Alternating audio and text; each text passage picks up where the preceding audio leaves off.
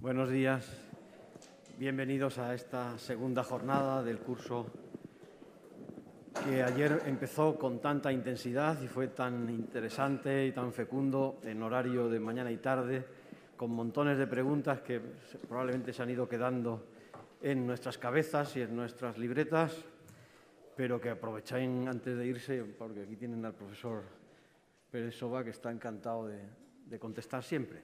Bueno, hoy tenemos para aquellos que no me conozcan, yo soy Ricardo Piñero, pertenezco al equipo del Core Curriculum y esta mañana ejerceré de moderador.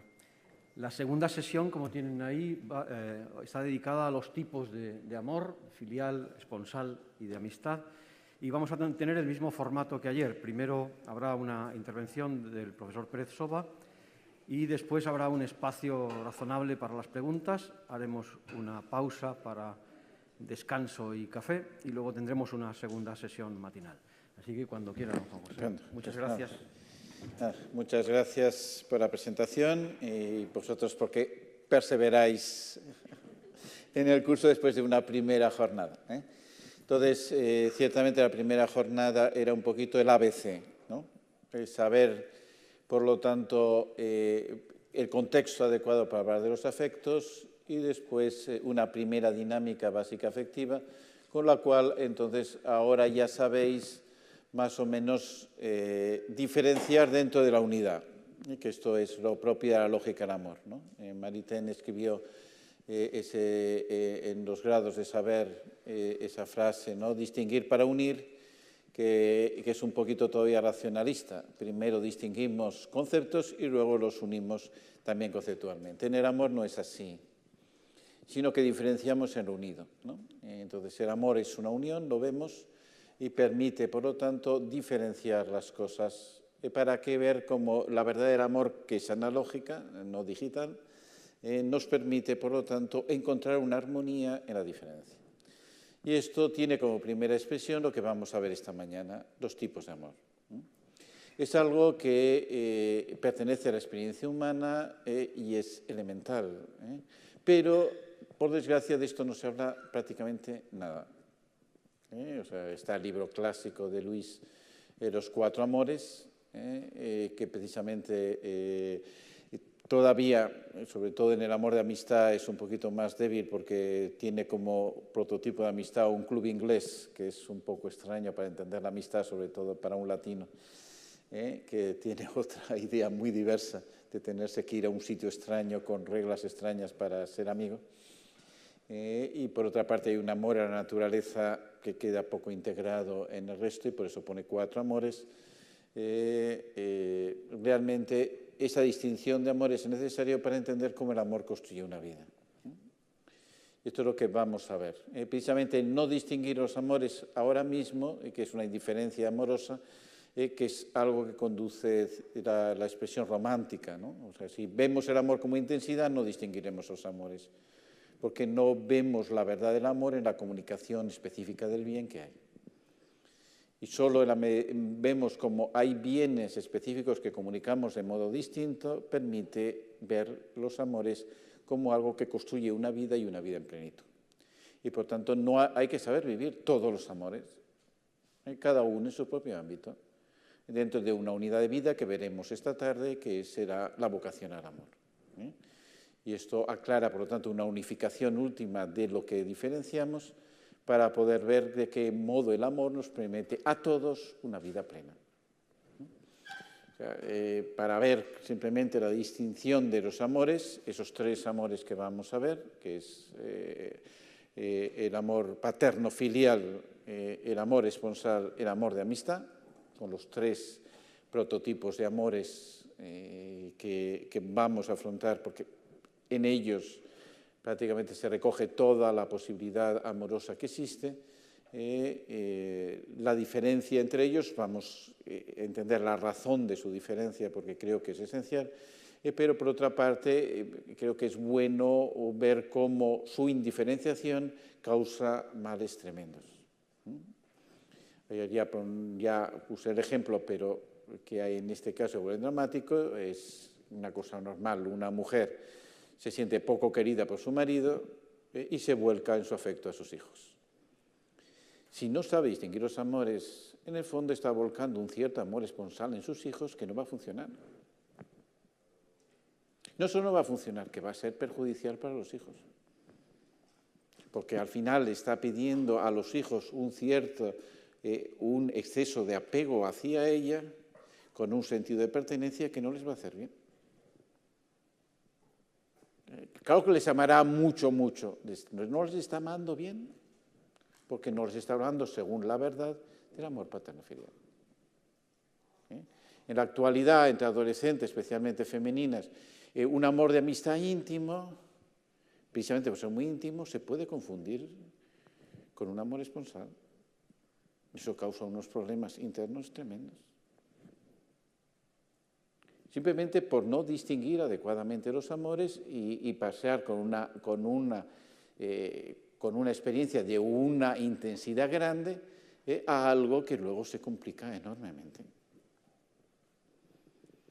Entonces, precisamente sabiendo distinguir los amores, ¿por qué son distintos? ¿Por qué tienen unas claves de dinámica que son propias y que hay que respetar en su verdad? Nos permite ver un conjunto de una vida en que el afecto, la verdad del amor, nos está guiando de una manera específica, ¿no? Por tanto, esto es lo que vamos a ver esta mañana. Luego responderemos al tema de la temporalidad, porque vemos de que cómo el amor y el tiempo, en vez de ser rivales, como el romanticismo nos presenta, existe un tiempo del amor que da una sabiduría del amor enorme, y eso dentro de un planteamiento de vocación, que será lo que veremos después. Entonces, ahora, este día de hoy es cómo el amor construye una vida, y cómo nos promete una vida. Y entonces, esa vida según el amor nos ilumina mucho más. Luego, muchísimo más que una vida según los problemas, que es lo que nuestra sociedad actual constantemente nos puede presentar. Entendéis que esta pérdida de los tipos de amor es sobre todo en la medida que el amor se ha privatizado. Si el amor se privatiza, lo que crea es una especie de pecera donde parece que la gente se tiene que sentir bien. Ese es el emotivismo. Por eso, ¿quién no distingue los amores? Lo que se llama la familia emotiva. Es el modelo familiar actual, que la familia, en vez de ser un sistema de relaciones distintas, en donde la persona puede madurar en su libertad, se convierte en una especie de refugio afectivo donde todas las personas se sientan bien. ¿Qué es lo primero que ocurre con la familia afectiva? Que es incapaz de educar. Eso es lo que tantas veces hemos visto en mi época, que siglo pasado. Si un niño traía un suspenso a casa, lo que recibía es una bronca enorme de su padre. Ahora quien la recibe es el profesor, evidentemente. ¿Cómo ha podido suspender a mi hijo? Con lo que puede saber, ¿no? Esto es absolutamente ridículo. ¿Por qué? Porque el interés del padre no es que no suspenda a su hijo, sino que su hijo sepa. Y suspender al que no sabe, pues es una obra de misericordia, ¿no? Y entonces eso tiene que ver con el amor verdadero. No el refugio afectivo con que tantas familias están, que no sufra nada. Una familia pensada que nadie sufra, es absurdo. El sufrimiento forma parte de la experiencia familiar, forma parte de la experiencia de amor, como vimos. Necesariamente, y la familia es el lugar donde los sufrimientos, si una familia está bien constituida, el sufrimiento une muchísimo a la familia. Porque le permite ver allí cómo ese sufrimiento compartido madura el amor y permite, por lo tanto, afrontarlo de una manera distinta. Por tanto, es un tema apasionante. Entonces, vamos a verlo, cómo distinguir. Los distinguimos desde el don. Vimos ayer, aunque fuera un poquitín, de qué manera el don, un don originario planteaba necesariamente el amor. El amor inicialmente es un don. Y la lógica interna del don es la que permite diferenciar los amores. O sea, ver cómo el don primero se recibe. ¿Qué es recibir el don del amor? La filiación. El amor paterno-filial es eso, un don originario, paternidad, que se recibe, filiación. Ese hecho de recibir, fundamentalmente, es un acto de amor que tiene su propio contenido. Saberlo recibir, cada vez se recibe con madurez, es el modo de entender la filiación. Para eso hay que entender el don de una manera dinámica como es el amor. El don no es un momento, el don es una dinámica. Y un mismo profesor, si quiere dar las clases, está intentando donar un poco en ellas. No es solo que se done en un momento, ¿no? Está intentando donarse constantemente. Por lo tanto, el don como una permanencia en la acción y el hecho de recibir como una acción es necesario, ¿no? El mismo Santo Tomás de Aquino, cuando hace la prima secunde, comienza hablando de la beatitudo como don, y luego habla de la acción como recepción del don de Dios. Por lo tanto, él entiende la acción como recepción de un don. Es lo que se llama a los expertos beatitudo imperfecta, la bienaventuranza imperfecta, que es recibimos todo el don, pero no lo recibimos totalmente. Y por eso la acción no es más que ir recibiendo cada vez más. Por eso a veces se habla de don y tarea, pero de una manera un poquito todavía romántica, pensando que recibes el don en un momento y luego la tarea es no. El ir respondiendo al don es cómo lo vas recibiendo cada vez más. Por lo tanto, recibir es una acción, no es una pasividad. De las cosas que, cuando sobre todo daba clase a los seminaristas, ahora doy clase a curas por todas partes, pero menos a seminaristas, sí que criticaba bastante una especie de espiritualidad más contemporánea en que exagera excesivamente la pasividad en el recibir. No, el recibir es activo. Y eso es la filiación, por eso la filiación tiene una acción enorme. Ser hijos para nosotros es una identidad de ir recibiendo en que nosotros mismos encontramos la identidad. Y por eso, porque esa pasividad me parece, ¿quién nos enseña a recibir? Cristo. Cristo es el que lo recibe todo el Padre, constantemente lo está diciendo, ¿no? Todo lo del Padre es mío y todo lo mío es del Padre, por eso me ama mi Padre. Ese recibir como una acción que entiende la fuerza del amor, que tiene una pasividad en cuanto se recibe, pero una actividad enorme en un recibir que es libre, que crea un horizonte de vida y que nos permite, por lo tanto, crecer en libertad. Esto es el don inicial. Pero ese don inicial, ¿a qué tiene que ver? Hay que darse. El don inicial es una llamada a darnos a nosotros mismos. Que claro, no te vas a dar a aquel que lo recibes, porque sigue recibiendo. Y ese es el tema fundamental de esa ley de alteridad. Veremos cómo en la responsabilidad hay dos leyes fundamentales que incluyen en su gramática de la verdad del amor, que es, por una parte, la diferencia sexual, que hablaremos precisamente después, y la otra es la diferencia familiar, la exogamia. Están marcados cada uno por su propia ley moral de lo que es la diferencia sexual por una parte y luego el tabú del incesto. Ya lo de que no se habla nunca nada ahora, pero todo el tema de los abusos es evidente. No se habla, pero está. Que el incesto como ley moral constantemente está ahora puesta en cuestión es evidente. Evidente porque no se diferencian los amores. Y un amor puramente de alcanzar un placer es incapaz. O sea, si tú pones simplemente amor-placer, el tema del don se ha perdido, la diferencia entre los amores no existe y por lo tanto el desorden interno que destruye a las personas y que introduce una violencia en el amor está clarísimo. ¿No? Eso forma parte de toda esta fariseísmo social en que es de un permisivismo total en la sexualidad en todas partes. Respecto a los niños, ¿cómo se llama? Tolerancia cero. ¿Qué es esto? ¿Qué es esto? Favorecemos la relación de sexuales desde los 12 años porque si no están reprimidos, pero tolerancia cero. Es una expresión clarísimamente de un puro fariseísmo, de unas fórmulas exteriores con las que quiere justificarse una mala conciencia. Entonces, precisamente, entender el amor como un don, nuestra experiencia de amor es una respuesta, el don recibido nos lleva a darnos dentro de esa nueva gramática en el que precisamente la familia evita en sí misma una opresión sexual en que una persona es manipulada. Y por lo tanto el partner se busca en otra familia, con lo cual la familia es un principio de socialización fundamental. Y eso forma parte del amor esponsal.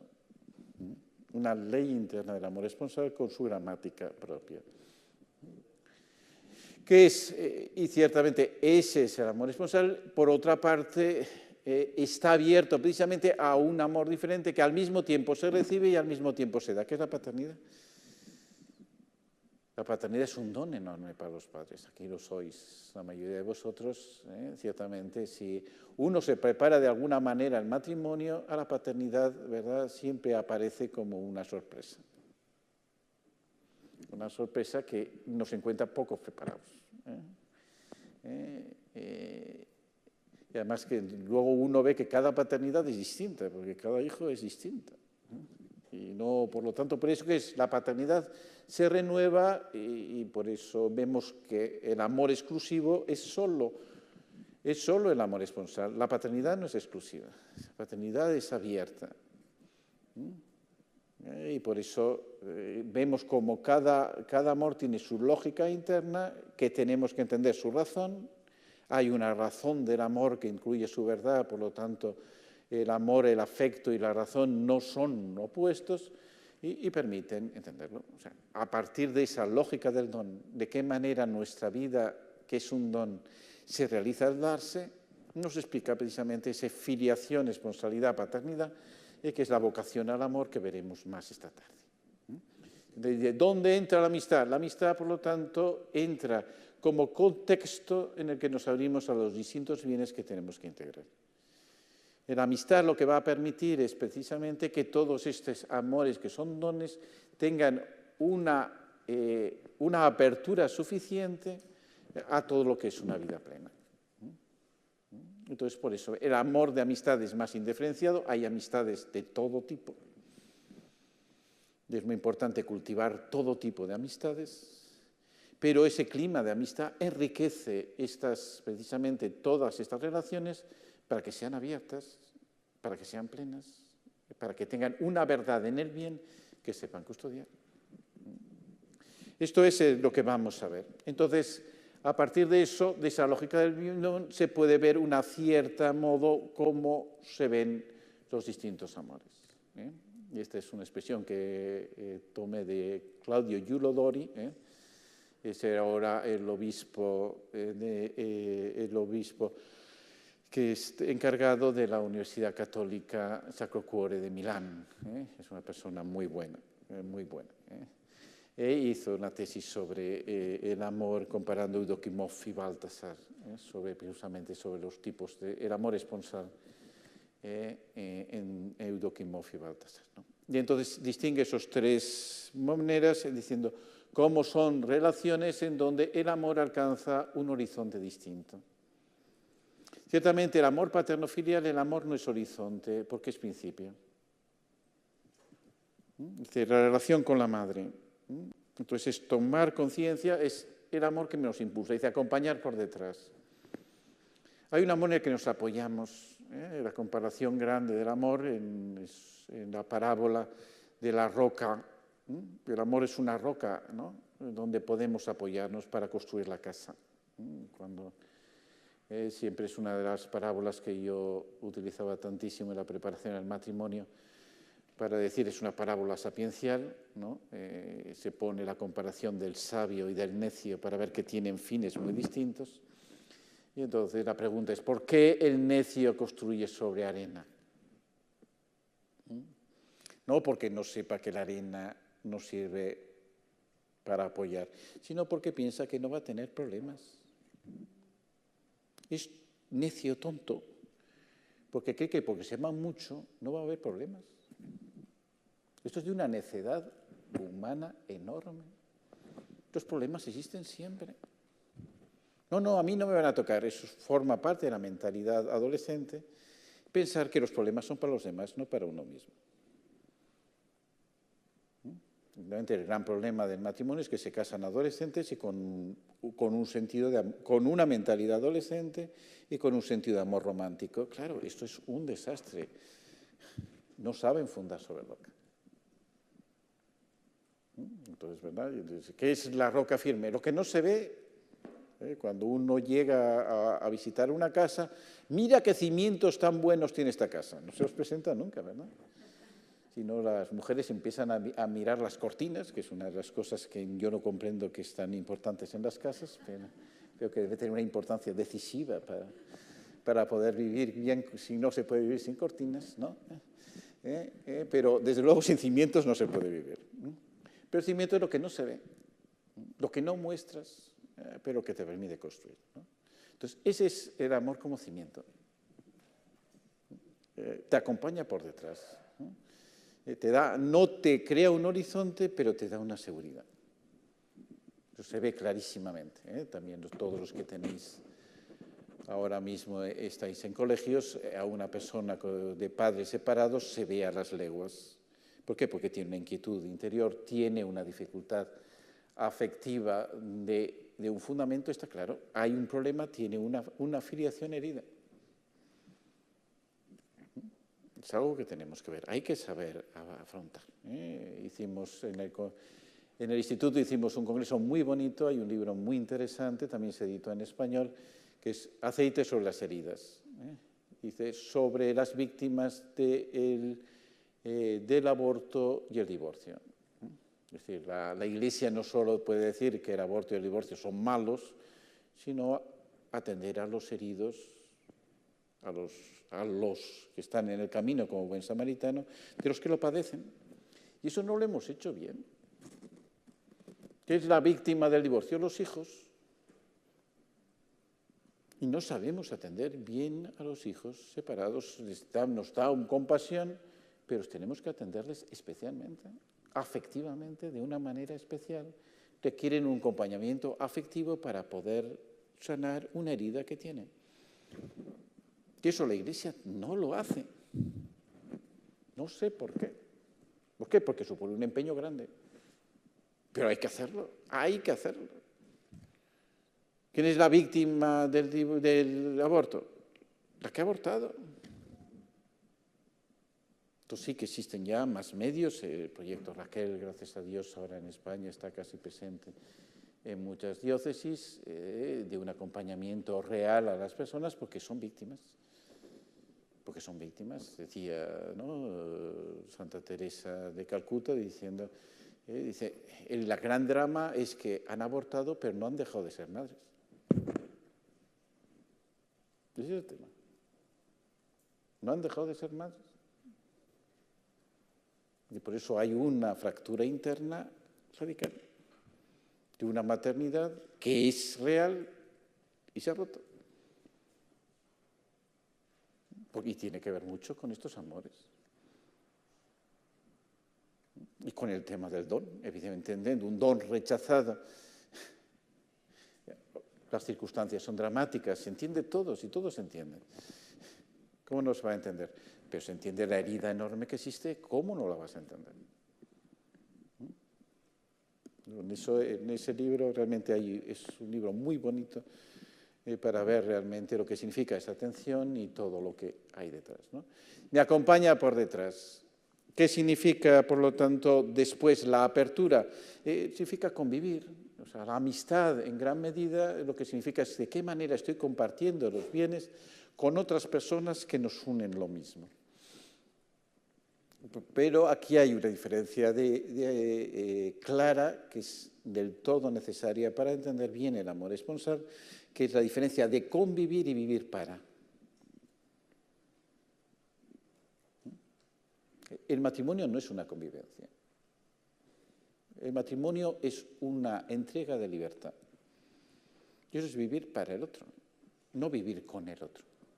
Y por eso hay un hecho sociológicamente absolutamente demostrado, pero que tiene que hacernos pensar de qué manera personas que están conviviendo durante años se casan y a los pocos meses se divorcian. Porque la diferencia entre convivir y vivir para, y no la saben asimilar. Y eso tiene que ver con una lógica del amor, con una verdad del amor en sus propias vidas que es necesario enseñar. Pues esto es lo que vamos a ver ahora. Como veis, es muy emocionante. ¿Por qué? Porque tiene que ver con la verdad de nuestras vidas, tiene que ver con la verdad del amor. Tenemos que saber hacerlo realidad en nuestra existencia. Y eso es, todos estamos llamados aquí, lo veremos. Todos estamos llamados a ser hijos, ser esposos y ser padres. Cada uno en su propia manera. Para eso, ciertamente no podemos dejar de ver lo que es la teología del cuerpo, porque es allí donde San Juan Pablo II nos ha dejado verdaderamente una riqueza enorme de lo que son estos amores y cómo estos amores constituyen al hombre en cuanto tal. Nuestra identidad humana no es una identidad exterior, está basado de qué manera vivimos el amor. Esto es una cosa que hay que aclarar siempre. Nuestro mundo está mucho más basado en el respeto que en el amor. Y esto tenemos que superarlo. En el respeto se quiere mover desde una dignidad, pero la dignidad, como la entendía Juan Pablo II, no es la dignidad exterior de que me respeta, sino la dignidad que me reconoce, que es amorosa. Ciertamente Kant definió la dignidad de un modo muy, creo que fuerte, diciendo: dignidad es lo que no tiene precio. Y eso hay que entenderlo muy bien en Kant. ¿Por qué lo dijo? Porque comenzaba la revolución industrial. Y tenía la sensibilidad suficiente Kant de ver como el problema de la revolución industrial que se estaba poniendo precio a las personas, que había, por lo tanto, un fenómeno de alienación en que se estaba perdiendo la dignidad de la persona. Lo cual hay que quitarse el sombrero de Kant porque tuvo la valentía enorme en una circunstancia de plantear un problema grave que, por ejemplo, en el catolicismo no lo supo hacer hasta 100 años después. Supo ver que se estaba poniendo precio a las personas y que era una manera que las personas se desprecian a sí mismas. Por lo tanto, esa definición, que parece un poquito formal, tenía un valor enorme en su momento, pero no es suficiente no poner precio. Es necesario reconocer el aprecio. Esto es el amor. De ahí Wojtyła, ya en Amor y Responsabilidad, dice: el amor es lo único que permite valorar a la persona adecuadamente. La persona es digna de amor, no solo de respeto. Esto es necesario para entender el fundamento de la sociedad misma. La sociedad no es simplemente el respeto de unos derechos, es crear los lazos suficientes para que la persona pueda realizar su vocación al amor, ¿no? Entonces, esta teología del cuerpo, en el curso que se dio hace 2 años por José Granados, ya os habló a algunos de aquí presentes de la teología del cuerpo. No voy a hacer la teología del cuerpo porque sería todo el curso, pero sí me interesa ver esto, lo que tenéis allí. Primero, la revelación y persona, de qué manera la revelación y el amor están unidos. O sea, la clave es relacionar Génesis 1 y Génesis 2. Que está ya en la respuesta implícita de Cristo. Todo comienza con los fariseos, se puede despedir a la mujer por cualquier motivo, ellos ya daban por supuesto que naturalmente que sí. Como voy a aguantar una mujer toda la vida, era demasiado, y los apóstoles inmediatamente después lo dijeron. Y lo que le preguntaban era ¿qué motivos? ¿Con qué motivos? Ya daban por supuesto qué motivos. Y va Jesucristo extrañamente, y claro, les deja a todos asombrados, y dice que no. Ese no es inconcebible. Realmente Jesucristo, como para ganar adeptos, lo hacía bastante difícil. Bastante difícil porque partía unas exigencias que dejaba a todos tiesos. No, pero lo que hace Jesucristo es revelación, volver al principio. En el principio no era así. En el principio no era así. Entonces dejará a su padre y a su madre y dice, a imagen de Dios los creó, hombre y mujer los creó. Por eso dejará a su padre y a su madre, se unirá a su mujer y serán dos una sola carne. Con lo cual en la respuesta está uniendo Génesis 1 y Génesis 2. De una manera que los interlocutores llamaban la atención porque ellos no los unían. Y claro, son dos textos muy distintos. En Génesis 1 todo comienza en las aguas y el espíritu aleteaba en la superficie de las aguas. En Génesis 2 todo comienza en lo seco. Es una tierra seca. Lo primero que hace es Dios poner una fuente. De esa fuente luego Él va a moldear el hombre y luego ya pondrá los ríos, pero todo nace en lo seco. En el Génesis 1 el hombre es el último creado. En el Génesis 2 lo primero que crea es al hombre. Y a partir del hombre hace lo demás. En el Génesis 1 Dios crea y ve que es bueno lo que está creando. Lo primero que dice en Génesis 2 que no es bueno que el hombre esté solo. Son dos visiones tremendamente distintas. ¿Qué significa la unión de ambas? O sea, ¿por qué la primera es así? Simplemente porque está expresando el plan de Dios. El plan de Dios nace de una plenitud y tiende a una plenitud. Y es un plan de Dios en el que todo es bueno. El segundo está expresando la experiencia humana, que no es así. La experiencia humana nace de una carencia y poco a poco se va abriendo una plenitud. La unión de la experiencia humana y la revelación del plan de Dios es lo que está planteando como el elemento fundamental para conocer nuestras propias vidas. Esto es esencial desde el amor. O sea, ya dijimos ayer la lógica del amor, que es remitir a un amor originario al principio.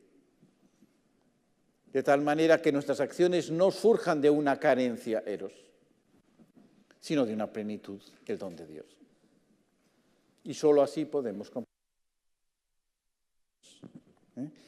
Entonces, esa realidad es la que tenemos que presentar para poder ver ciertamente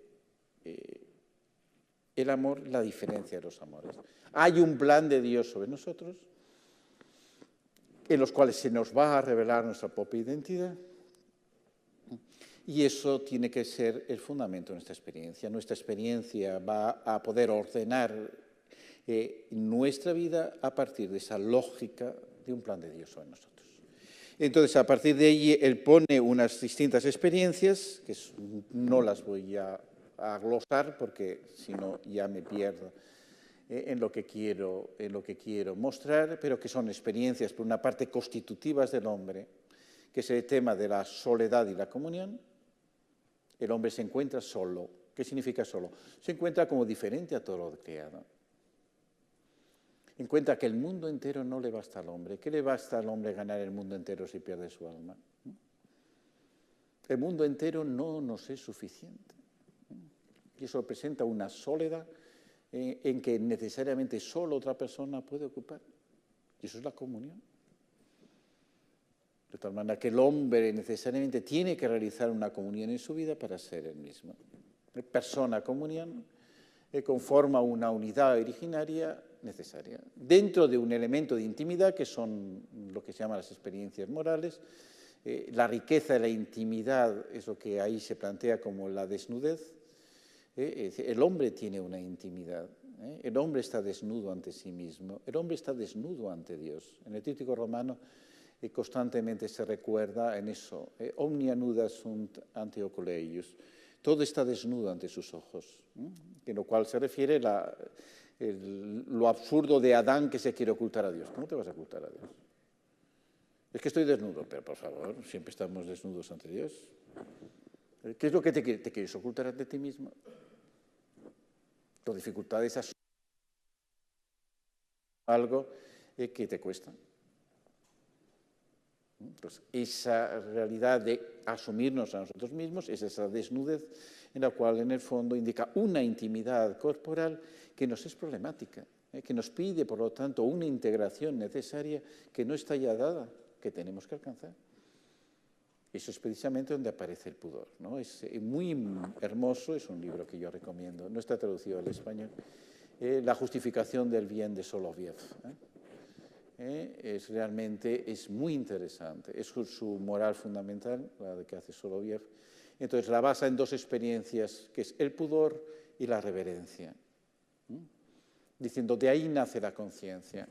La conciencia humana no somos autoconscientes originariamente, nuestra conciencia es despertada y se despierta por el pudor y por la reverencia.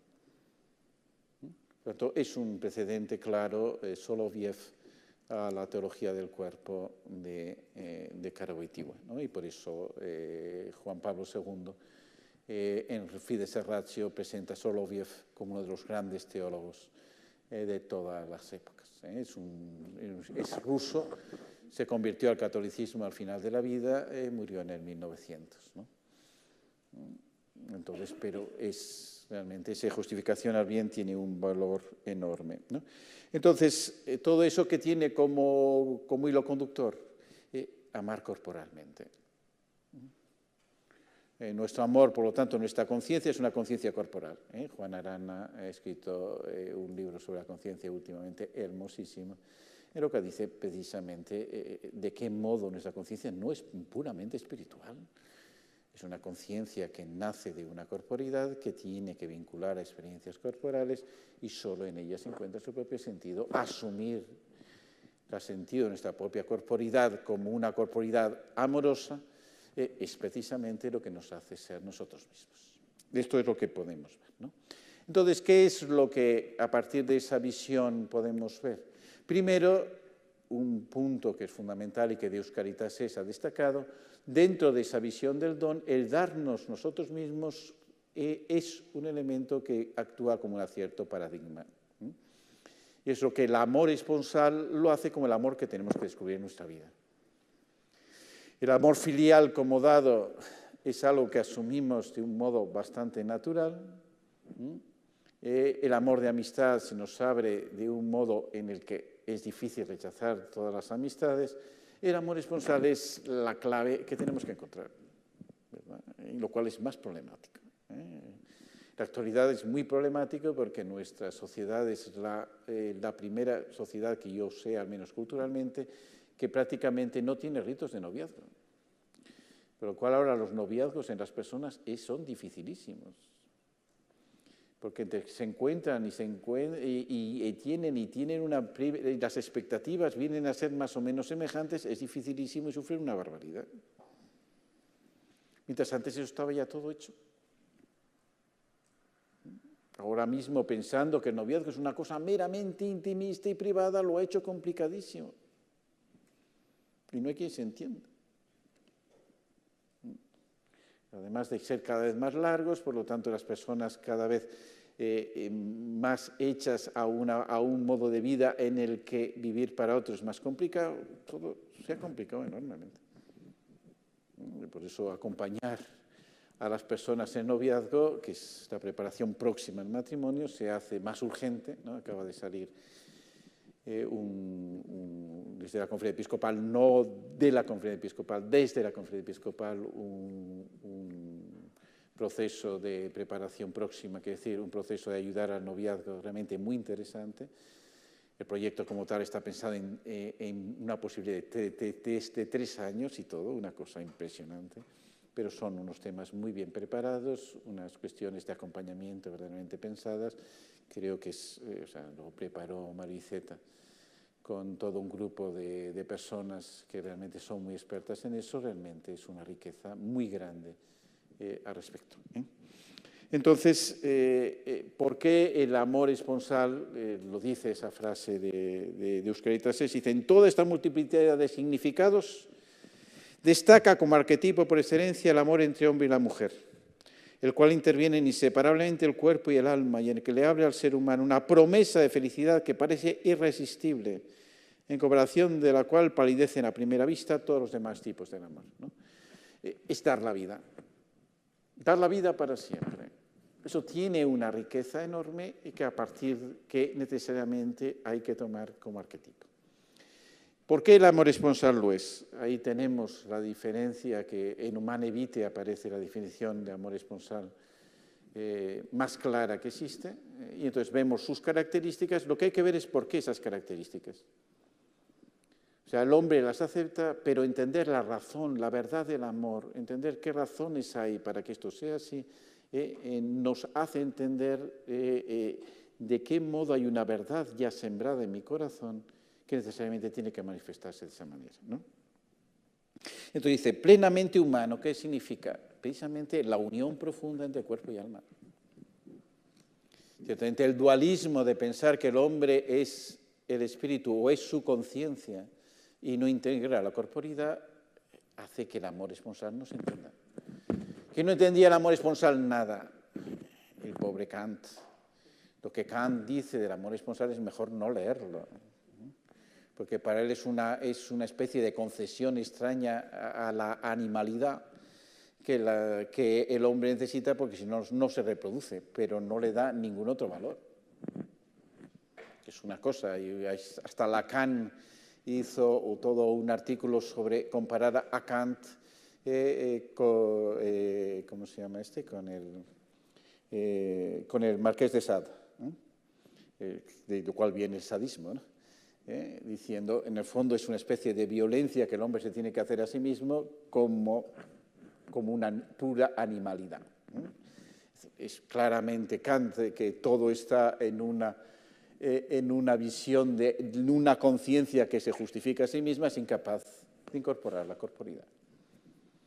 Esta falta y todo el concepto autonomista que vivimos ahora, que es una especie de ficción en la cual nos encerramos en nuestra autoconciencia, impide la asunción natural de nuestra corporidad.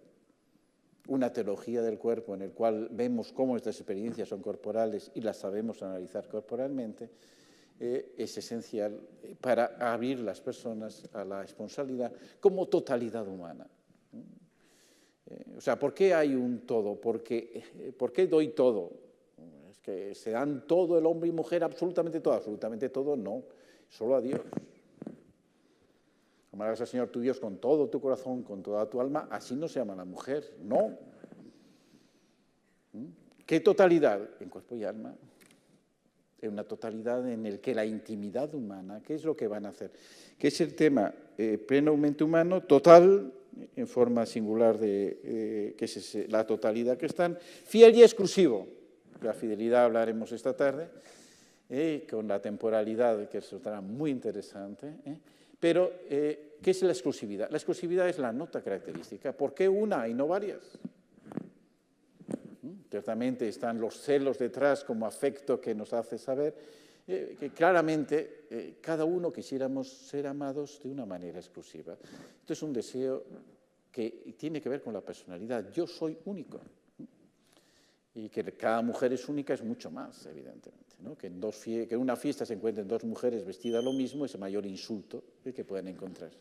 Algo que los hombres somos incapaces de comprender de ninguna de las maneras. Ya no digo los curas, que tenemos uniforme, pero que te encuentres que otro vestido como tú y te encuentres que esto es una ofensa a ti mismo, no podemos entenderlo.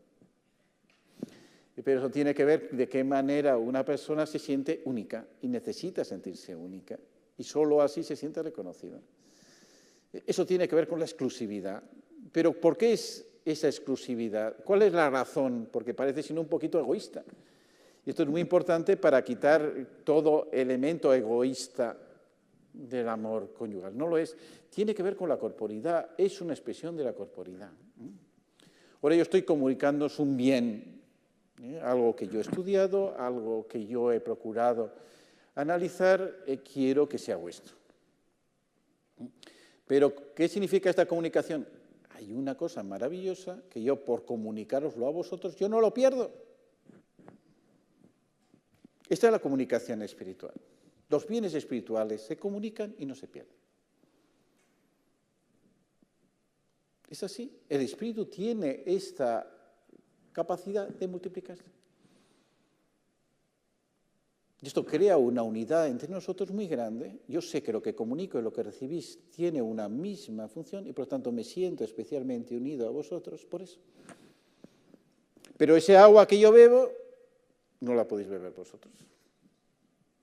Las cosas materiales no tienen esa capacidad. Esto es muy importante para entender la sociedad. Si la sociedad está solo pensada en la distribución de bienes materiales, ¿qué es lo que ocurre? Que constantemente hay choques. Solo una sociedad que valora fundamentalmente el bien espiritual como lo que les une es una sociedad unida. ¿Cuál es la clave? La universidad. ¿Comprendéis? Si la universidad fuera verdaderamente el corazón de la sociedad, permitía una unión en algo que promete un futuro. Eso lo ha sido durante siglos la universidad. Ahora mismo no lo es. Es una universidad consumística para que la gente tenga un título y pueda trabajar. Eso no es la universidad. La universidad tiene una función social de entender que lo que nos une fundamentalmente es un bien espiritual que nos promete un futuro más grande. Y eso une la sociedad y por eso durante siglos la universidad es lo que ha permitido que creciera la sociedad, que tuviera un horizonte. Ahora mismo no lo es. Entonces todo se convierte, ahora es económicamente, el peso de la economía en nuestra sociedad ha aumentado de una manera terrible, terrible, o sea, que la universidad no es una cosa muy económica, se entiende bien. Hay que sostenerla en muchos motivos para que pueda salir, precisamente porque vale la pena. En la sociedad medieval, ¿cuál era el bien común? La catedral. La construcción de la catedral era, en una sociedad medieval, todo el mundo contribuía, porque era el signo material de la unión espiritual que sostenía la ciudad. Eso permitía una sociedad integrada.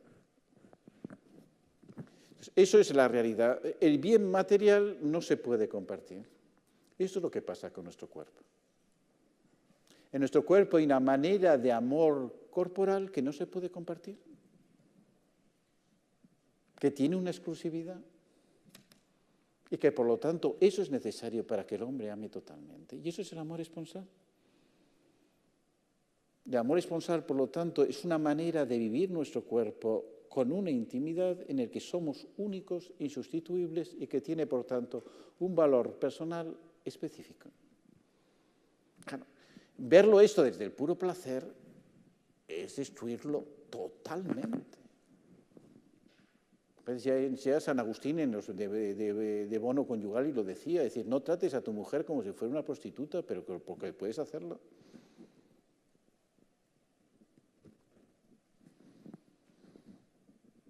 Tienes que tratarla como única, porque solo así hay una unión que verdaderamente tiene un bien.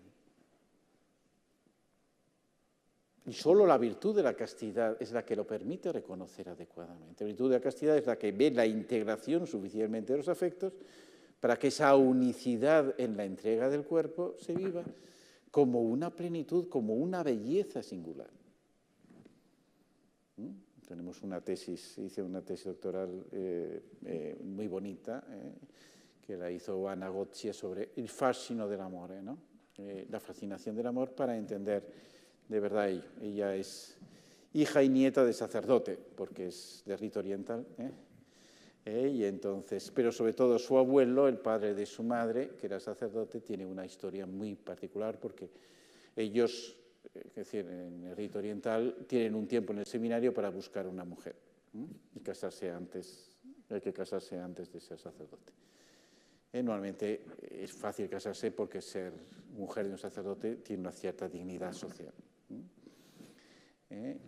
Pero él todavía no estaba ordenado, su mujer está embarazada y entonces los comunistas le hacen preso.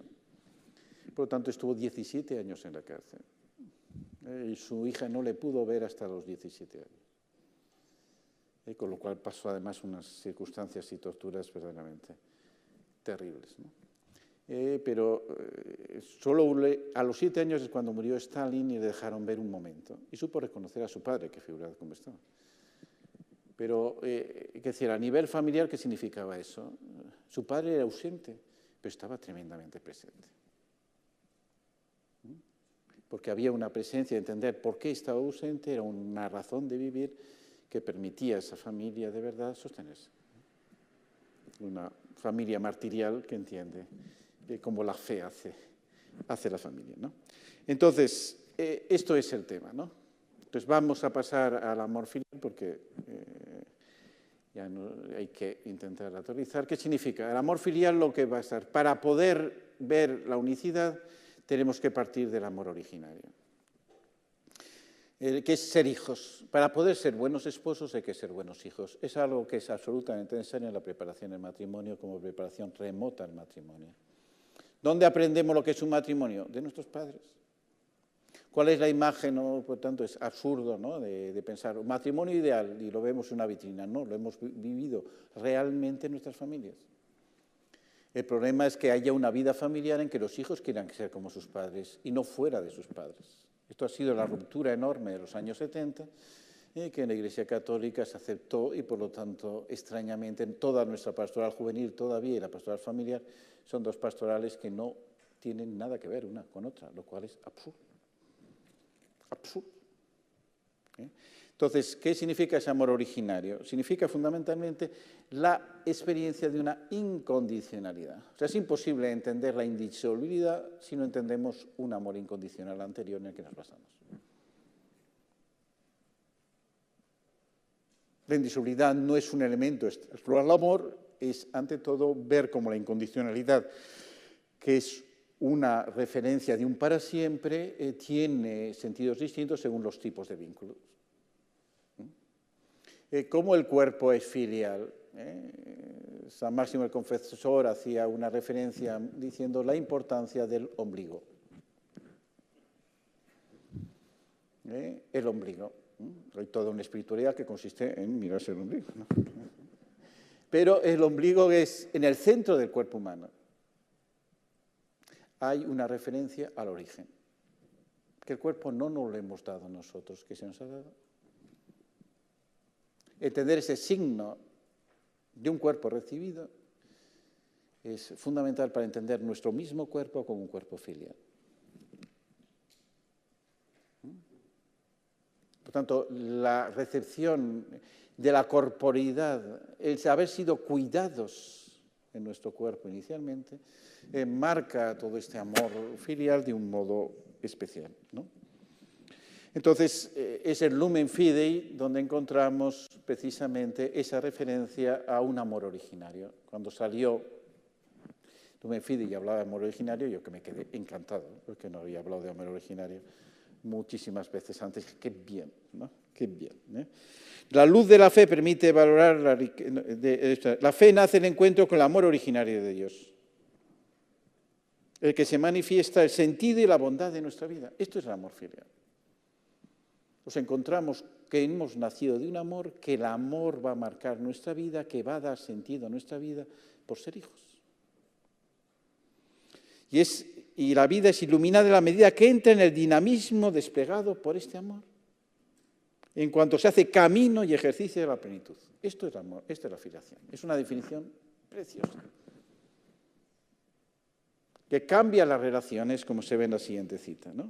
Que será el Ordo Amoris que veremos después.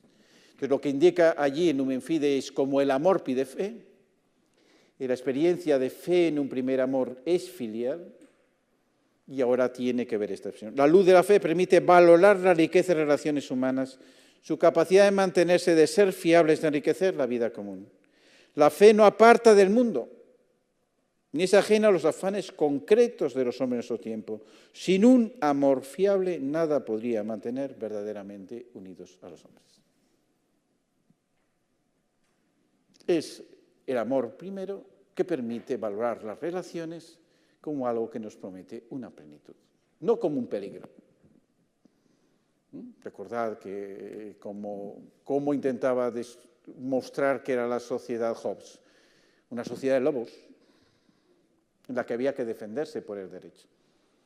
cómo Kant plantea la sociedad en ese pequeño libro que tiene de una paz final. La plantea como una sociedad de demonios.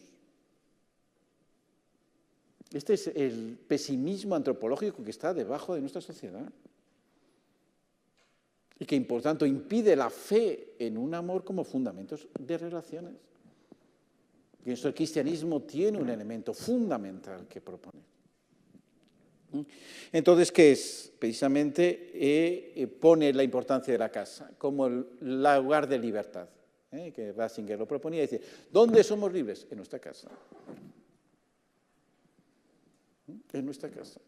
A mí me dijeron siempre una frase que me la decía mucho precisamente.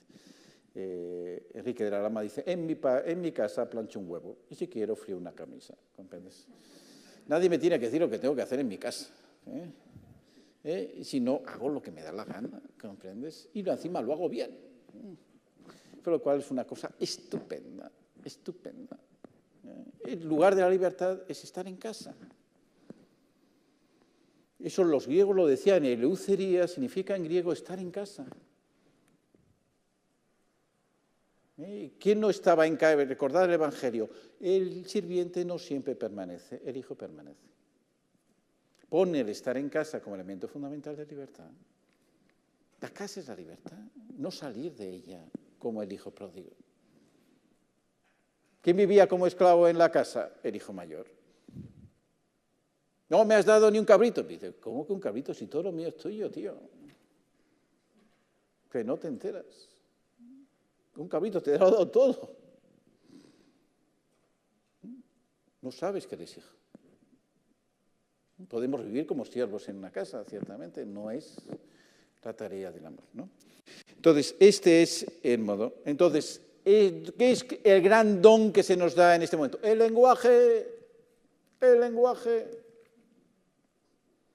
nos permite ser nosotros mismos, permite expresarnos, y por eso la ley natural, Papa Benedicto la presentaba siempre como una gramática, con esa frase famosa que dice Nietzsche en La razón de la filosofía, que decía, temo que mientras creemos en la gramática, creeremos en Dios. De ahí viene el deconstructivismo, de esta frase de Nietzsche.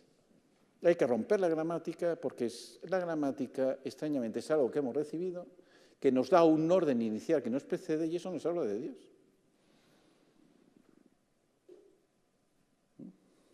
La gramática lo que significa fundamentalmente es el lenguaje no lo hemos inventado, el lenguaje nos abre un sistema de relaciones en la cual somos nosotros mismos y por eso hay un lenguaje de amor, hay un lenguaje del cuerpo, hay una manera de entender esa gramática como lo que me guía en toda la vida.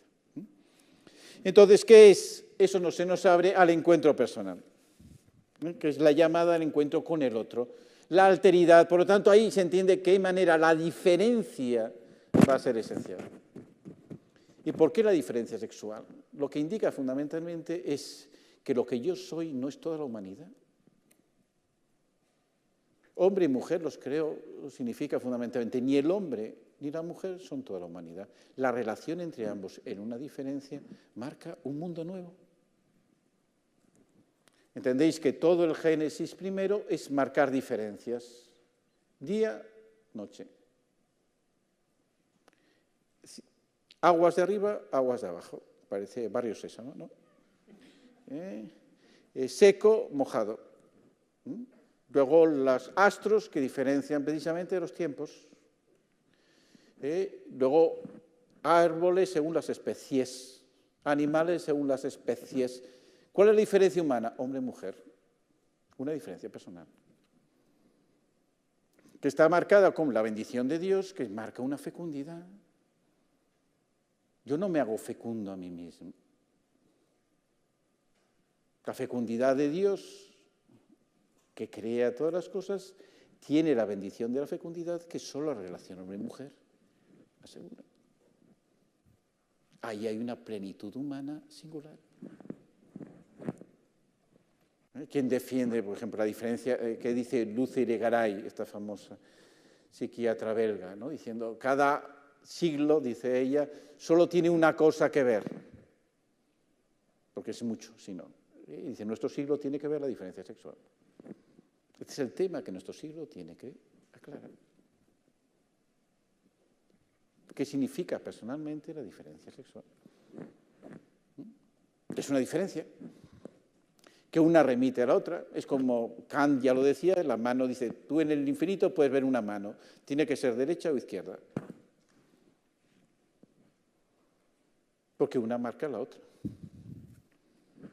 Existe una polaridad esencial en las realidades que en la medida que cuando se pierde, ¿qué es? Se pierde la identidad.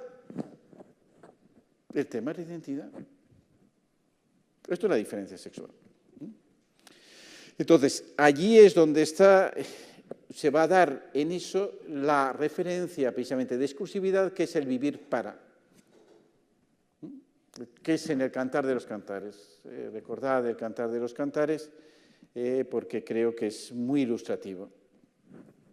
Entonces, hay muchas maneras de entender el Cantar de los Cantares, ¿no? Pero creo que la manera narrativa que vimos un poquito ayer es muy esencial. O sea, que hay que verlo no solo como cantos ajenos, cuanto hay una dramática interna, que es que primero la amada está situada en un harén. Es la querida, la preferida, pero la preferida entre muchas. ¿Qué es lo que va a hacer el canto? El canto va a convertir la amada en única. De tal manera que ya los hebreos percibieron el Cantar de los Cantares la afirmación mayor de monogamia de todo el Antiguo Testamento. Que está en decir, mi amado es para mí y yo soy para mi amado. El ser para es lo que marca todo el Cantar de los Cantares. Como una referencia en donde hay un amor corporal dentro de esa exclusividad que hay que realizar internamente, que se realiza internamente en la medida que responde a la voz única del amado. Entonces, esto es lo que contiene, por lo tanto, un para siempre de Dios, ¿no? Entonces, aunque tengo que terminar porque está en esto, me ha quedado todo el amor de amistad por tratar, pero ¿qué significa el amor de amistad? O sea, al menos quiero decir dos cosas. Quiero decir, el amor de amistad lo que indica que esto está en una comunicación del bien más grande que nosotros. Por tanto, la familia no se puede recluir en sí misma. ¿Qué es lo que no impide a la familia recluir en sí misma? Precisamente el tema del trabajo y del mundo y la cultura. O sea, el tema de la cultura como tal tiene una triple referencia en la cual lo femenino está de manera especialmente implicada. Dijimos, antes dicho, lo que nos sabe la cultura como primer don en la filiación es el lenguaje. Y por eso se llama lenguaje materno siempre. Es algo universalmente admitido porque es verdad. El cultivo como tal siempre ha sido algo femenino porque en las primeras culturas quien quedaba en casa era la mujer mientras el hombre iba a cazar y por lo tanto ese cultivo que requiere por otra parte una cierta paciencia para que maduren los frutos siempre ha sido una labor femenina, ¿no? Entonces, ¿qué es? En el fondo la educación es el cultivo del hombre. Entonces, cultivo, cultura y culto a Dios tienen la misma raíz.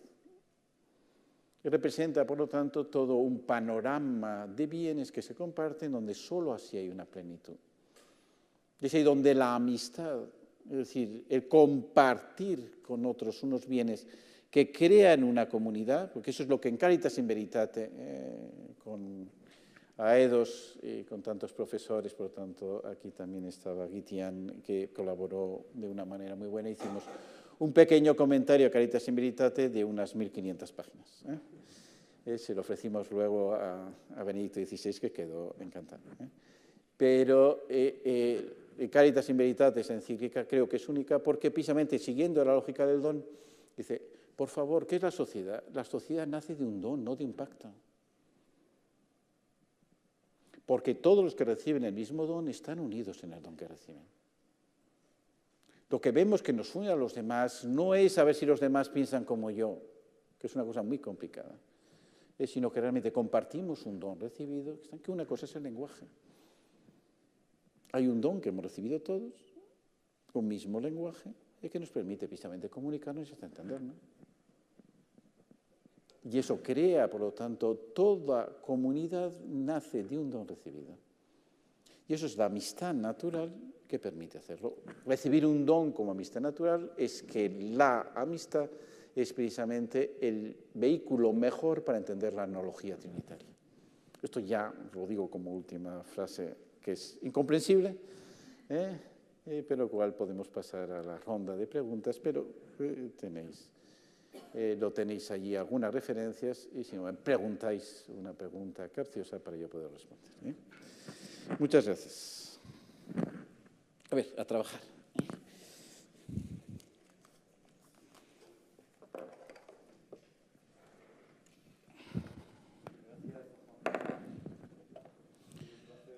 Como siempre. Bueno, tienen ustedes la palabra.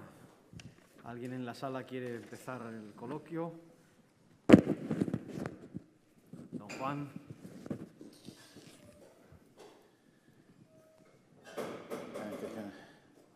Hay que ir al micrófono, que siempre es un... ¿Quiere que formulemos varias, como ayer? Sí, mucho mejor. Creo que crea más dinámica, se pueden responder mejor. Muy bien. Y así me preguntáis y yo digo lo que quiero. Perfecto. Don Juan.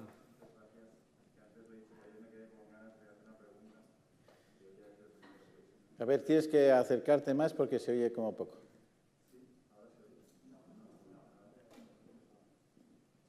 A ver. La técnica nos asiste. ¿El botón mágico? A ver, no, tampoco hemos conseguido. Bueno, puedo hablar muy alto. Ahora sí. Vale. Entonces, nada, simplemente preguntar por qué ahora la gente tiene tanto miedo a querer, por qué tiene tanto miedo a comprometerse y, en el fondo, tanta gente joven, pienso, ¿no? Hace como barricadas con su libertad por tener miedo a fracasar. Muy bien, una pregunta muy inteligente. Gracias.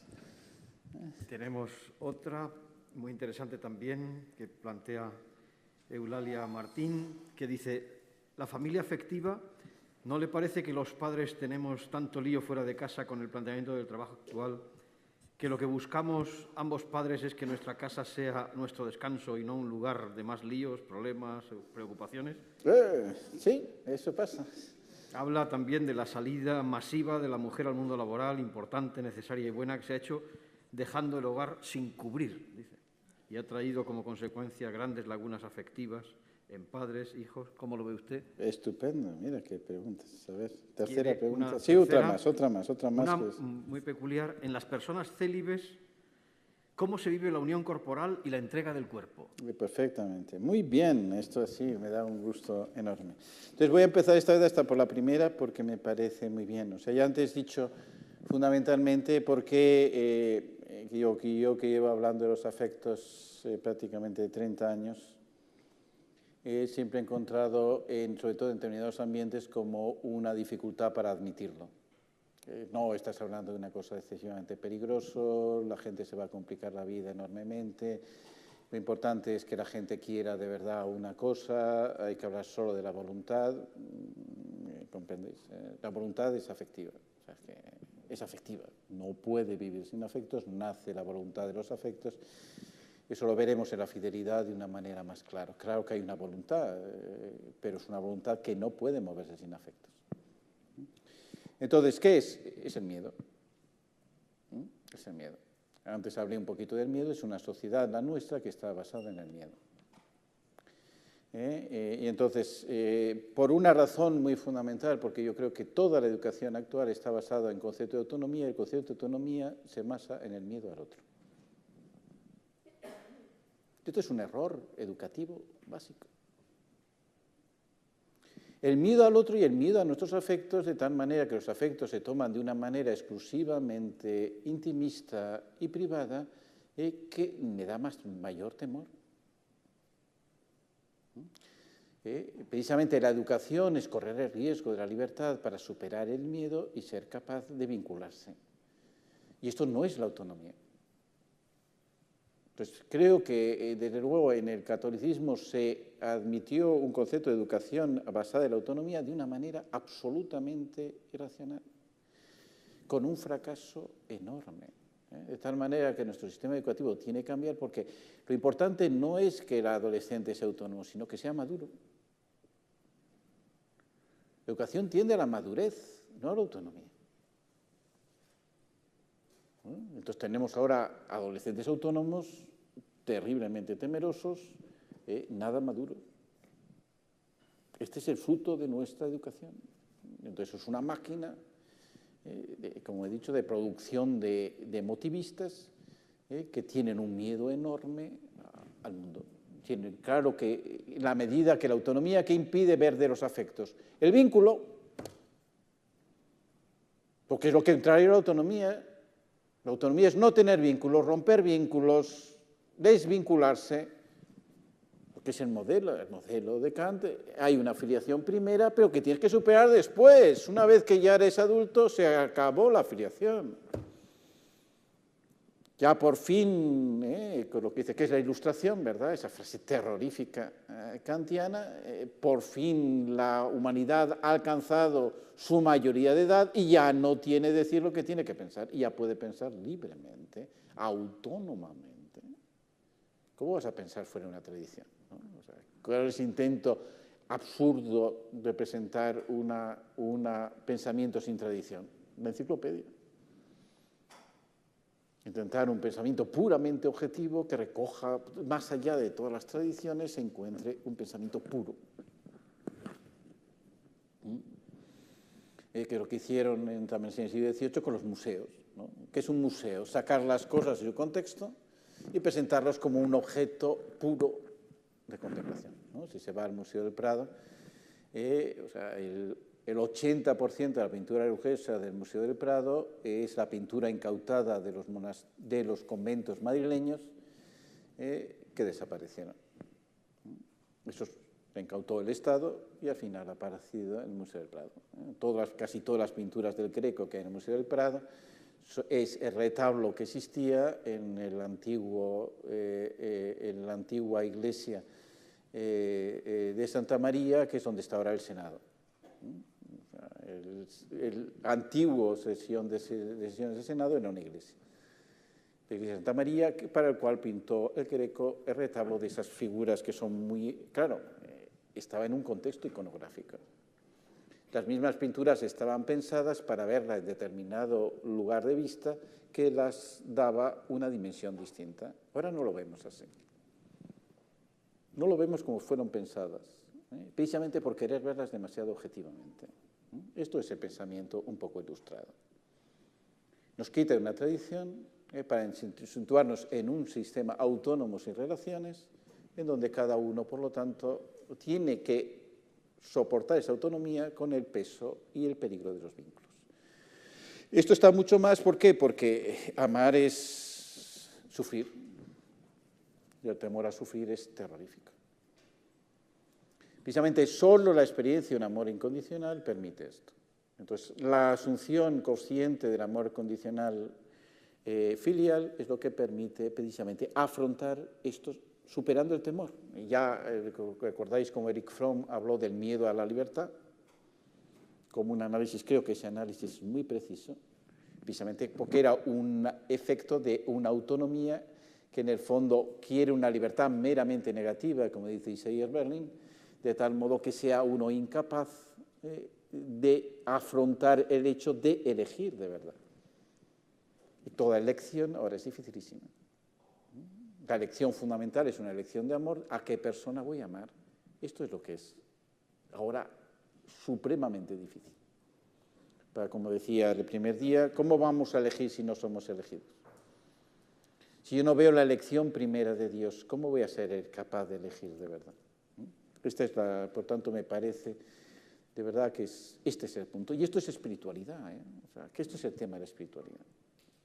Y por eso la espiritualidad es dentro de los afectos que tenemos que ver los tipos de afectos que están. Entonces, la familia afectiva es decir, la primer ataque a la familia social es la revolución industrial. Por lo cual, la familia como sistema laboral quedó rota, planteando un sistema laboral meramente individualista en que la familia no entra para nada. Y ahí en la Revolución Industrial lo que hizo que la familia proletaria tuvieran que trabajar todos, padre, madre, hijos, y rompiera los lazos familiares. Con lo cual se creó una tensión interior entre la familia proletaria y la familia burguesa, que en cambio tenía todo resuelto, que ha creado un resentimiento interno que es muy importante tener presente. La familia burguesa lo ha hecho todo para que ella misma sobreviva, fastidiándonos a nosotros tremendamente y encima proponiéndose como modelo. Esto no puede funcionar, evidentemente. Esto es el resultado de la Revolución Industrial, que es un ataque a la familia frontal. ¿Qué es la familia? La familia, según eso, el modelo familiar, que son las virtudes familiares domésticas que se plantean justamente en la moral puritana, que fragmenta totalmente en una moral pública utilitaria, una moral privada totalmente puritana. Esto lo que hace que es ver los afectos como una cosa privada y no como algo que me abre a la realidad. Entonces, ¿qué es?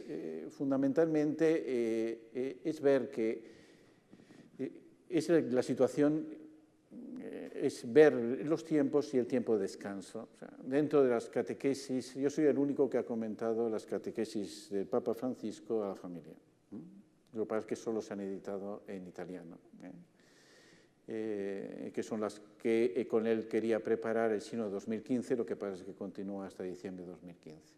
Pero hay tres catequesis que me parecen especialmente ilustrativas, que es en la cual hay una trilogía que manifiesta como la espiritualidad de la familia, que es: la familia vive de fiesta, oración y trabajo. Esta es la unión de las tres cosas que da el sentido de la familia. Fiesta, oración y trabajo. En la familia encuentran unidad. Y solo en la conjunción de ellas tiene un valor. Que está claro, o sea, el trabajo es una riqueza familiar, eso es lo que puedo ver. No puedo ver el trabajo como la lógica anterior, público-privado, el trabajo es público y no es familiar. Claro que trabajas para la familia. Claro que en el trabajo hay una presencia familiar enorme. Y hablar de lo... Yo recuerdo, mi padre era ingeniero de montes, como 2 veces al año me llevaba a ver sus obras. Y me llevaba en el jeep, porque eran obras que tenían que ver en medio de la montaña, para ver, porque él sobre todo hacía corrección de torrentes para evitar el que por desprendimientos se arrasaran determinados lugares en el Pirineo. Y entonces, claro, yo admiraba lo que estaba haciendo. Entendía que eso era una obra y que lo estaba haciendo también por nosotros. Yo siempre pude entender el trabajo como algo familiar. No era algo independiente de lo que hacía en mi casa. La casa era para que él pudiera trabajar, él trabajaba para que todos tuviéramos un horizonte grande. Y entonces, eso mismo hace pensar, y eso no es emotivo. ¿Qué significa el descanso? El descanso tiene el sentido Piper, ¿no? En la fiesta tiene eso, y hace análisis de la palabra vacare como vacación. Vacare es el descanso gozoso y la plenitud, no en no hacer nada. Y con lo cual critica ese fin de semana, que ese fin de semana, tiempo libre. ¿Cómo que tiempo libre? Todos los tiempos son libres. El trabajo es un tiempo libre. ¿Por qué? Porque estás ejerciendo tu libertad. No es un tiempo vacío que yo lleno donde está la casa. Eso es una conclusión inadecuada del tiempo, como veremos esta tarde. El tiempo de la casa tiene que ser un tiempo pleno. Y cuando es un tiempo pleno, acaba. Siempre hay una práctica maravillosa que parece muy pequeña, pero es esencial, que es el examen de conciencia, ¿no? Entonces, un punto del examen de conciencia es si estoy cansado. Si yo no llego cansado la noche es que no lo he hecho bien. Pero tengo que estar cansado, pero alegre. Alegre porque he hecho aquello que correspondía. Y entonces encontraré un descanso. Y eso es importantísimo para la vida familiar. Encontrar el descanso de que has cumplido aquello que realmente buscabas. ¿Verdad? Y los niños ya están hasta dormidos. Una cosa casi imposible. Y de repente descansas, has realizado aquello que correspondía. Pensar que vas a cruzar la puerta y te van a dejar en paz es absurdo. Es una familia emotiva, no, les pincho ahí la pantalla para que se queden medio tontos, no, lo que quieren es que estar contigo. Tienes que ofrecerte. Tienes que ofrecerte. No dicen que los curas estamos solos. Yo no sé cómo están los curas solos. Yo no estoy solo nunca. O sea, una cosa, estoy deseando que me dejes solo en un momento, pero es una cosa clara. Hay que entregarse.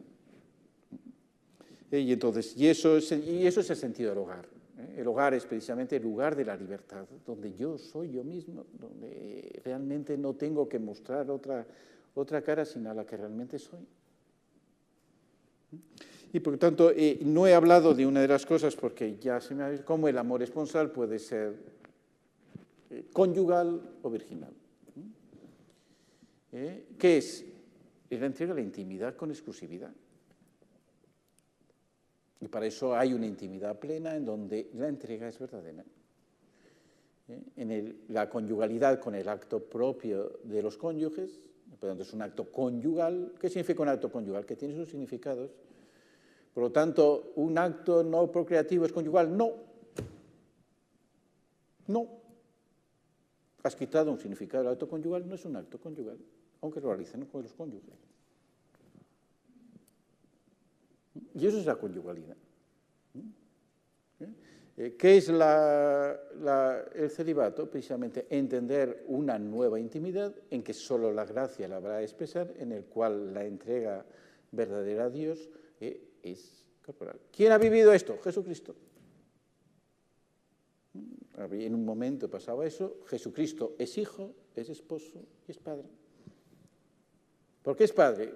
Ya en el sermón de la última cena les llama hijitos a los apóstoles, con lo cual expresa una paternidad. Una paternidad que nace de la gracia, que nace de la cruz. Por eso, entre los nombres, el famoso libro de Fray Luis de León, Los nombres de Cristo, que es un libro precioso, uno de los nombres que aplica a Cristo es Padre. Porque tiene una paternidad. Y por lo tanto, Cristo es el Hijo, por excelencia. Toda su misión es mostrar que es el Hijo, por excelencia. Y por tanto, identidad y misión en Cristo están absolutamente relacionados, para expresar la paternidad de Dios en la cruz, donde es un amor esponsal que llega a nosotros. Por eso, en San Juan, la cruz y Caná están totalmente relacionados. Caná muestra por primera vez su fe, en Caná habla de la hora, en Caná Cristo es el esposo, en la cruz muestra su entrega esponsalmente, porque es una entrega corporal exclusiva. Realiza el amor esponsal en su más óptimo grado. ¿Dónde se realiza eso? Había otra condición, en la Eucaristía. La Eucaristía es el sacramento esponsal por excelencia, donde Cristo se entrega a su esposa para que su esposa sea un cuerpo con Cristo. ¿Por qué la Iglesia es el cuerpo de Cristo? Por la Eucaristía. Solo el amor esponsal explica la sacramentalidad de la Iglesia. Entonces, esto es muy importante. O sea, eso José Granados lo ha hecho de una manera verdaderamente impresionante. Remito a Signos en la carne y a su libro sobre el manual del matrimonio, Un solo cuerpo, un solo espíritu, en lo cual que indica, normalmente los sacramentos se han expresado de una manera un poco rara. Dentro del plan de todos los estudios, de todas las facultades, los sacramentos están siempre el último año. Y el sacramento del matrimonio es el último, por lo tanto uno ya llega agotado. Llega agotado al sacramento del matrimonio, por lo tanto y lo que le explican generalmente es cómo se hacen las nulidades cuando no funciona el sacramento. ¿Comprendes? Por lo cual la ignorancia del sacramento real del matrimonio es inmensa. Entonces, ¿qué es? Generalmente se le pone un sacramento como una especie de concesión. Mira, hasta es sacramento el matrimonio. En Efesios 5 es distinto. Toda la dinámica sacramental nace de la esponsalidad. Recordad Efesios 5. Dice, porque la ha querido como precisamente esponsalmente, y sino no manchada, sino santa e inmaculada, como esposa suya que es. Dice, porque primero habla del baño del agua y la palabra, sacramento del bautismo, como lo hace a partir de la imagen del baño nupcial. Después dice, porque habla de que la alimenta y le da calor, el sacramento de la Eucaristía. Desde lo que es el misterio esponsal de Cristo y la Iglesia, surgen los sacramentos, todos. Por tanto, el sacramento del matrimonio no se convierte en un sacramento extraño, ajeno a todos los demás, sino un sacramento que une la sacramentalidad con la creación. Une la sacramentalidad con el aspecto natural de la corporidad humana. Y por lo tanto se convierte en un sacramento clave para todos los sacramentalidades. Y creo que esto es esencial para entender una nueva pastoral en la Iglesia, para entender el valor que tiene el matrimonio dentro de la Iglesia. Más preguntas, perdonad que me he alargado un poco, pero creo que valía la pena. Está usted en su casa, ya sabe que es el territorio de la libertad. ¿Comprendes? Yo estoy planchando huevos. María, por favor. María Blanco, profesora de Derecho Eclesiástico del Estado. ¡Ay! Esto es tremenda. A ver. Será por alusiones. Sí.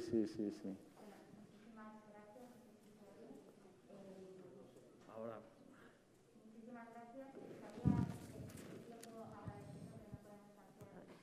Perder el tiempo a los que están fuera, a los que están dentro, pero tengo que agradecer el lenguaje que ha utilizado el profesor Pérez Soba, un lenguaje que responde a la realidad, es un lenguaje esperanzado, es un lenguaje abierto, es un lenguaje que se pasea, y esto me parece que ha sido el atractivo de estas sesiones, se pasea por la verdad con una gran naturalidad. Ayer hizo una referencia, implícitas hacia Juan Pablo II, hoy han sido muy explícitas. Y yo le quería preguntar dos cosas. Una, porque me he perdido, me ha parecido tan bello el razonamiento que me he quedado en la belleza y no he seguido razonando. Uno es la conexión que existe entre la incondicionalidad del amor y la indisolubilidad del matrimonio. Soy profesora de matrimonial canónico. Y luego, por otra parte, ha hecho una referencia a la universidad. Aquí pienso que estamos bastantes personas, profesores, y seguro que están oyéndonos tanto profesores de enseñanza media como profesores universitarios. La misión de la universidad. El amor a la verdad.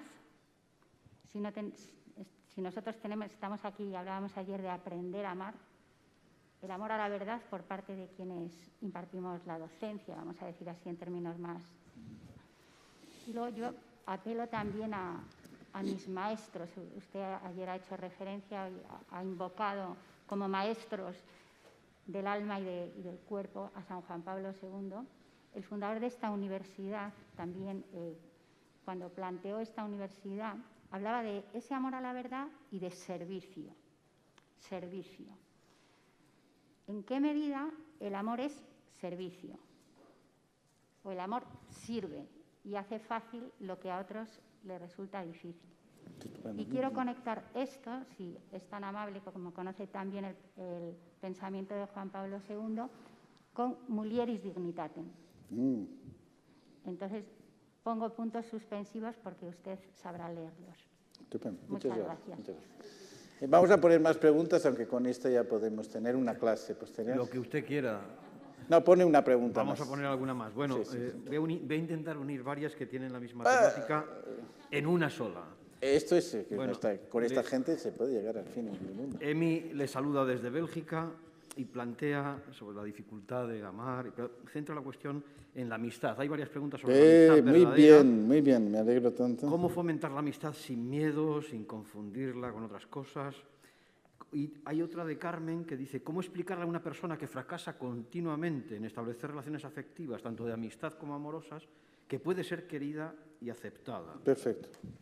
Muy bien, estupendo. Entonces voy a empezar por la primera, que está muy articulada y la admito y agradezco por eso, porque quiere decir que que estáis pensando. A mí me ayuda, Juan Pablo II nos enseñaba a pensar, no nos daba un pensamiento hecho, cuanto quería enseñarnos a pensar de una manera nueva, ¿no? Y esto yo creo que es lo que es fundamental, que pensemos esto, que sea una provocación al pensamiento. Entonces, la relación entre incondicionalidad e indisolubilidad, que me parece esencial, o sea, y por eso la dificultad actual de casarse está ante una dificultad de asumir la filiación. Me parece que no relacionar ambas cosas es una pobreza actual que está en la base de los fracasos matrimoniales en las cuestiones. Uno solo aprende a ser esposo cuando aprende a ser hijo. Porque solo desde la raíz de una incondicionalidad recibida uno puede entender la indisolubilidad. ¿Por qué? Porque la cuestión es los vínculos. O sea, los vínculos. En Amor y Leticia se dice una frase, hay muchas cosas de Amor y Leticia que jamás se comentan. En cambio, yo tengo que comentarlas siempre. Entonces, ¿qué es? Hay dos frases fundamentales que nunca se dicen, diciendo, toda la pastoral familiar es una pastoral del vínculo y toda espiritualidad familiar es una espiritualidad del vínculo. Es decir, en Amor y Leticia encontramos la defensa mayor del vínculo que existe en el magisterio.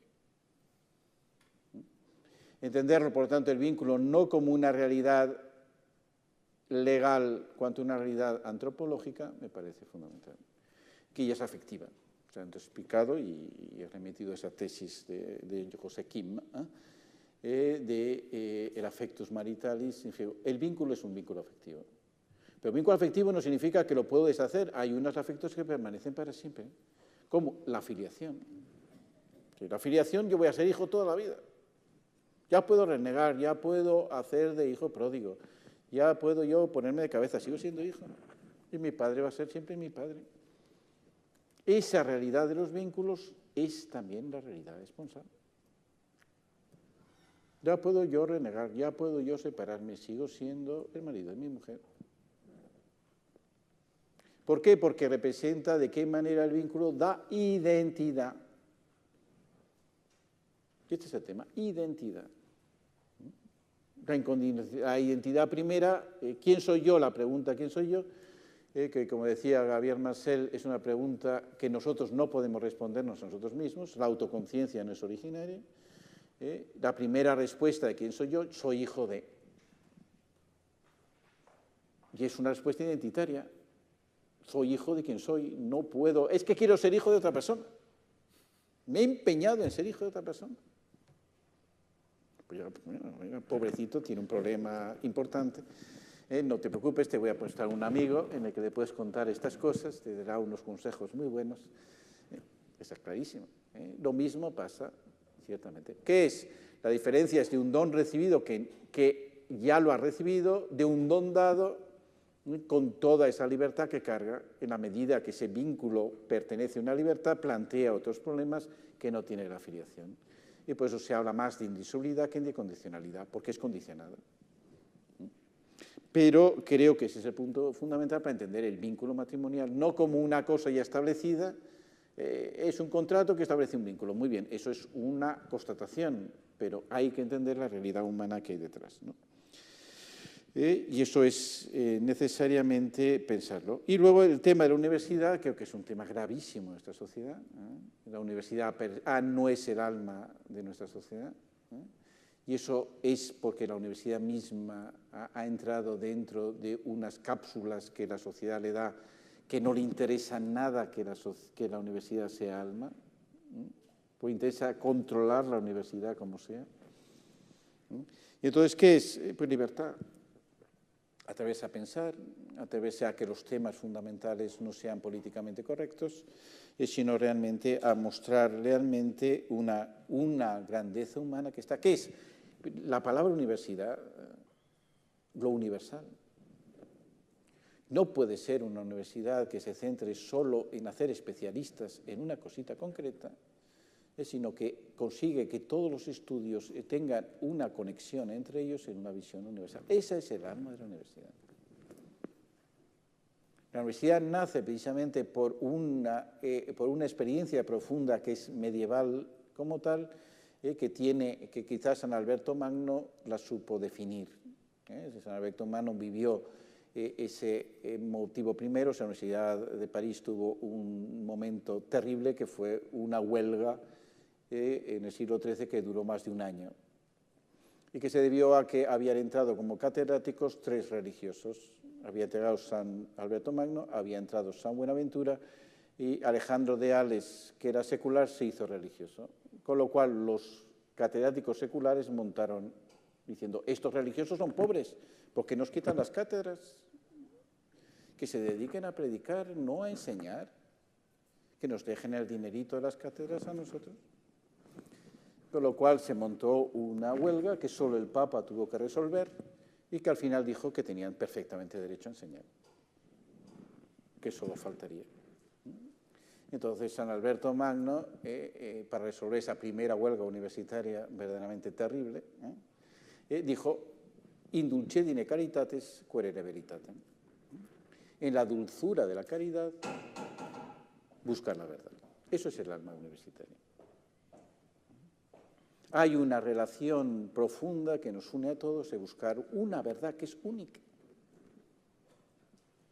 y que nos une precisamente en lo que es un servicio a la verdad. Un servicio a la verdad. El servicio a la verdad es un servicio cualificado. Que requiere, ¿qué es? Precisamente todo nace en la cátedra. ¿Qué es la cátedra? Para mí es una cosa que he tenido que pensar bastante en alguna, por motivos de dificultades de cátedras, ¿no? La cátedra es precisamente para que la enseñanza no dependa del poder político. La cátedra tiene, por lo tanto, una estabilidad y una libertad para que el pensamiento no dependa de la política, para que el pensamiento no sea políticamente correcto, porque solo así es pensamiento y solo así hace crecer. Por tanto, la universidad tiene que valerse muy mucho para evitar ser el correlato ideológico de otras ideologías. Eso no lo puede ser. Eso no ayuda para nada a la sociedad. Por lo tanto, yo ejerzo mi libertad de cátedra con todo. Y entonces, y por eso, y dice Mulieris Dignitatem, hace un mes di una conferencia sobre la mujer, siempre es un atrevimiento, ¿no? En la Fundación Universitaria Española, está colgada en la Fundación Universitaria Española. Y traté un tema de Mulieris Dignitatem, que es Dios ha confiado a la mujer especialmente la humanidad. Este fue mi comentario. Es decir, la mujer, cogí a partir de, siempre me gusta mucho, Kierkegaard, la enfermedad mortal, porque Kierkegaard se atreve a definir cómo existe una desesperanza masculina y una desesperanza femenina, y son distintas. Kierkegaard, que era bastante desesperado, por lo tanto, tiene bastante emoción. Digo, ¿qué es la esperanza masculina? La esperanza masculina es no alcanzar lo que desea. Una esperanza bastante sencilla. La femenina va a ser más complicada. ¿Qué es la esperanza femenina? Que no le den como un don lo que desea recibir. ¿Qué es distinta? La mujer, en el fondo, lo que más desea es que otro le dé lo que realmente desea. Claro que es una esperanza más compleja porque la dependencia de otra persona es muy grande.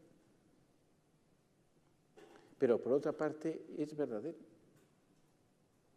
Entonces, y es ahí donde Dios ha confiado a la mujer, especialmente el hombre, que es el tema del cuidado.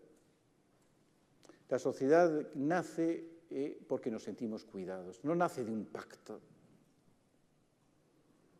Nace de que nos sentimos cuidados unos a otros y que por lo tanto yo tengo que cuidar a los demás porque deseo que me cuiden a mí. Y en eso el papel femenino es especialmente importante y por eso en las profesiones dedicadas al cuidado la presencia femenina es total. En eso remito a Eva Kitai, que es una de las feministas de Estados Unidos, que tiene todo un pensamiento sobre la sociedad del cuidado. Y precisamente quiere reivindicar en eso diciendo es el modo auténtico de reivindicar a la mujer. Una sociedad que se base no en el éxito, sino en el cuidado. porque así la mujer encuentre su auténtica aportación a la sociedad. Y entonces, al final se pone, dice, ¿de qué manera la amistad? O sea, la amistad actualmente no es fácil por el individualismo radical. Entonces, ¿qué es? Hay que crear espacios de amistad.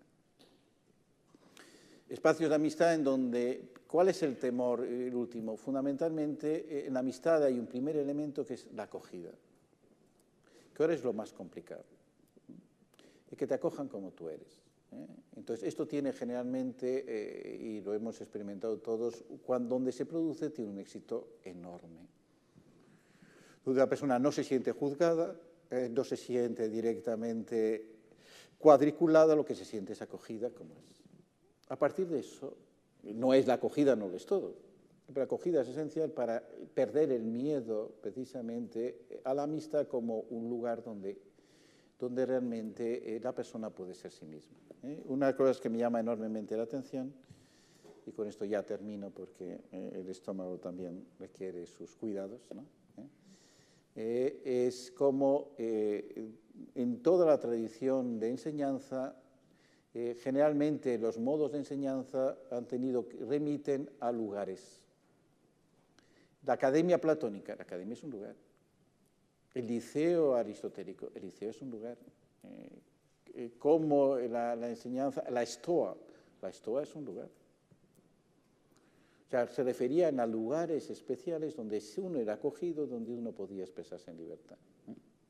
Creo que esto es una experiencia profunda de amistad, donde realmente se genera un hombre libre capaz de pensar. Y esto es esencial para la formación y también la formación afectiva. Muy bien. Muchas gracias, don Juan José. Nos vemos dentro de 15 minutos. Un poquito 20, más. Un poquito más. Déjalo. Lo que diga don Juan José. Déjalo. Eres terrible, Flexibilidad total, lo que usted mande.